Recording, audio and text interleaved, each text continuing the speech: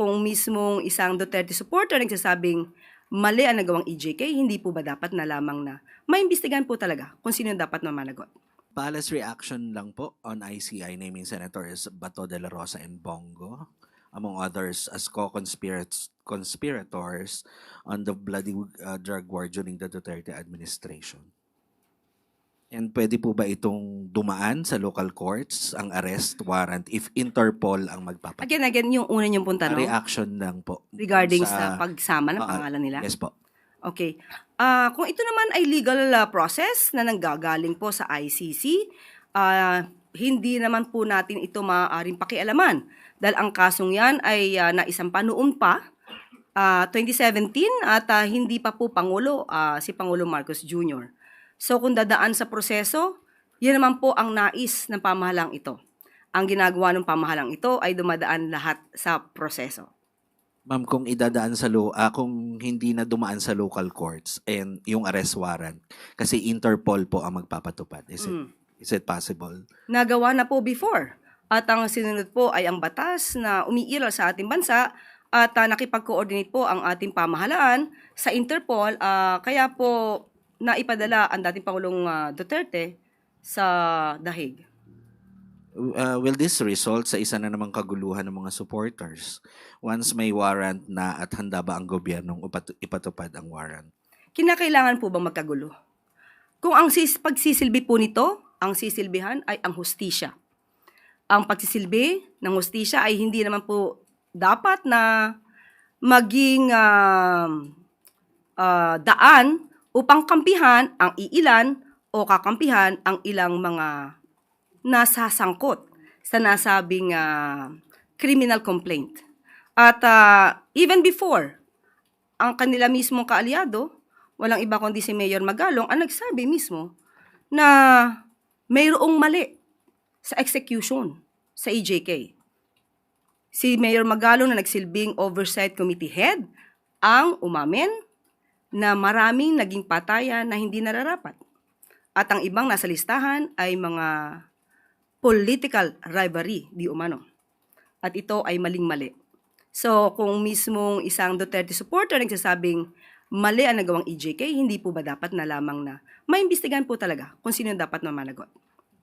And last na lang po, do you have a message sa mga supporters ng nila Senator Bongo, Senator Bato, para hindi na magkagulo at magkaroon ng kaguluhan? Hindi po dapat i-encourage ni naman na magkagulo kung nagsisilbi lamang po ng valid warrant of arrest.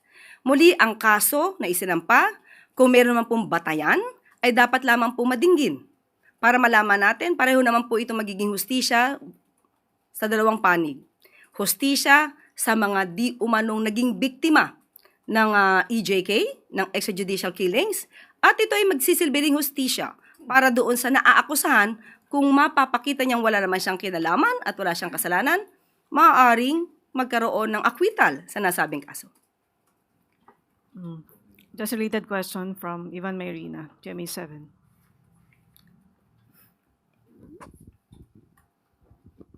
Yusek, good afternoon. Naninindigan po ba ang palasyo na walang jurisdiction ng ICC sa Pilipinas? Naninindigan ba ang Ang palasyo, ang na walang gobyerno. jurisdiction sa ang ICC sa Pilipinas sa ngayon? Pero iba po ang pinag-uusapan kung ang mga na-commit na di umanong crime ay naganap nung meron pang jurisdiction ng ICC. So makikipagtulungan tayo sa Interpol but not with the ICC in the same way that we cooperated with the Interpol during the arrest of the former president. Ganun po mangyayari. Yun po ang nangyari before at yan din po ang mangyayari ngayon. Ma'am, what does the palace say to those current and former officials who may feel the need to go into hiding after being named as co-perpetrators of the crimes against humanity? Si Senador Bato po, matagal nang hindi lumulutang. Yung iba ho kaya, baka maisip nila na ganun din ang gawin nila. What do you have to say to them? Unang-una, kung kayo magtatago, ano bang ibig sabihin yan? Kayo ba'y may kasalanan? Tinatago nyo para hindi po kayo madinig at ma-escape kayo or ma-evade the liability of what you had done? So, hindi po kinakailangang magtago kung alam po nila na sila'y walang kasalanan, humarap sila at maging matapang sa mga maaaring proseso. Ma'am, panghuli, ano ho ang magiging tingin ng gobyerno, ng Estado, sa 8 pinangalanan? Sila Ah, po ba ay mas babantayan? Sila po ba ay tututukan ng kanilang whereabouts? Such that if an arrest warrant is issued against them, ay i-implement natin. kapag ka may warrant of arrest na na-issue na po, kailangan i-implement. So kung babantayan sila, sa ngayon wala pa pong dahilan para sila ibantayan dahil wala pa pong nare-receive ang gobyerno ng warrants of arrest. Maraming salamat. Next question, Malaki Tina Maralit na Manila Times. Good afternoon, Yusek.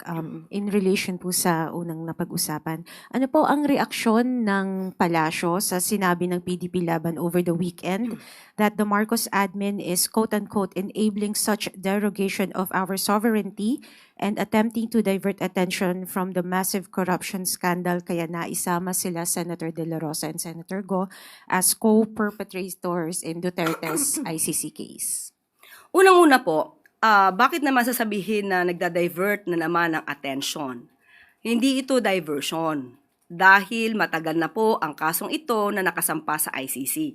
Hindi pa nga po si Pangulo Marcos Jr. ay naisampa na ito. So hindi po dapat ipahid sa ating Pangulo at sa gobyernong ito kung nagkaroon man po ng findings patungkol dyan ang ICC dahil wala naman pong impluensya ang ating gobyerno sa International Criminal Court. At kung sasabihin nila na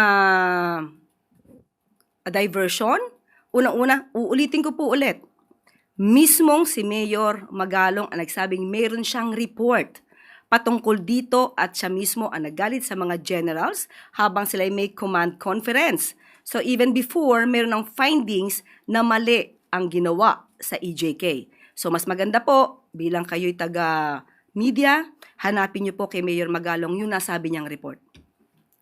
The common criticism from the opposition camp is that sinusuko daw po lagi ng Administrasyong Marcos yung mga Pilipino sa foreign courts instead of hearing their cases here in the Philippines. How does the palace respond to these allegations that are expected to resurface anew once Senators Ronald De La Rosa, Bongo, and other co-perpetrators are arrested? Malamang yan po ang kanilang sasabihin, pero tandaan natin, ano ba nangyari noong sa panahon ni dating Pangulong Duterte? Maraming bang nakasuhan ng mga general? Kaya nga po sinasabi ko sa inyo, records mismo, di umano, naggawa ng report si Mayor Magalong tungkol sa mga maanumalyang pagpapatay. So, sino yung mga generals na yun na dapat involved? Ba't hanggang ngayon ay hindi pa nakakasuhan? Noong dating nagsilbing bilang oversight committee head si Mayor Magalong up to 2016, meron siyang report. So, sino-sino yung mga general na yon na dapat ay nakasuhan? Hindi ba dapat noon pa? Ma'am, just to challenge that point, that happened during the Duterte administration when the former president was still in power. But now that Marcos Jr. is in power, can the Philippine justice system not be able to try these alleged co-perpetrators here in the Philippines now that a different president is in power? Okay. We can say that the cases can be held and can be heard before the courts here in the Philippines, but we also have a rule, we also have a law that allows the government to surrender the alleged defendants to the International Criminal Court. So it's a choice. Para mas hindi mapolitika. Hindi ba mas maganda kung korte na hindi naiimpluwensyahan at hindi masasabing namumulitika ang siyang didinig para walang masabi, manalo man ang dating Pangulong Duterte, walang masasabi. Matalo man ang dating Pangulong Duterte at kanyang mga co-perpetrators, walang masasabi ang Pilipino. Dahil neutral yun. Hindi po maaaring impluwensyahan. Ma'am, last from my end, ito pong debate on whether or not dapat isuko sila overseas or here stems from the fact na the Philippines withdrew from the ICC, from the Rome Statute during the time of former President Duterte. With this, to settle this confusion nowadays, does the Marcos administration consider to rejoin the ICC? I know this question has been already raised in previous years, but with the current predicament, is there a form of reconsideration from the president? The president has not talked about that. He has not discussed that matter with all of us. None as of the moment. Next question from Ace Romero, Philippine Star. Tanong ko lang regarding ulit sa ICC, Yusek. Although nabanggit nyo kanina, tinanong na yung kung bahagi tayo ng kung may jurisdiction pa yung ICC sa Pilipinas. The PDP Laban also decried what it called the derogation of sovereignty daw under the Marcos admin as part of its statement. What do you say to that? Yun talaga po ang kanila magiging mensahe. Dahil yun ang gusto nila iparating sa taong bayan. But still, sabi nga natin, sumusunod tayo sa sarili nating batas at nakikipag-cooperate din po tayo sa Interpol. Kasi if I remember right, may nabanggit si dating former Executive Secretary Lucas Bersamin dati na hindi automatic na kapag nagkaroon ng arrest warrant against Senator De La Rosa, automatic mapupunta siya sa ICC. Ganun pa rin ba yung stance ng Malacanang? Dalawa po ang opinion dyan. May opinion po ang DOJ at may opinion po ang dating ES, Lucas Bersamin. So, tingnan po na lang natin kung nandiyan na po ang warrants of arrest, let us see kung ano po ang susundin na patakaran.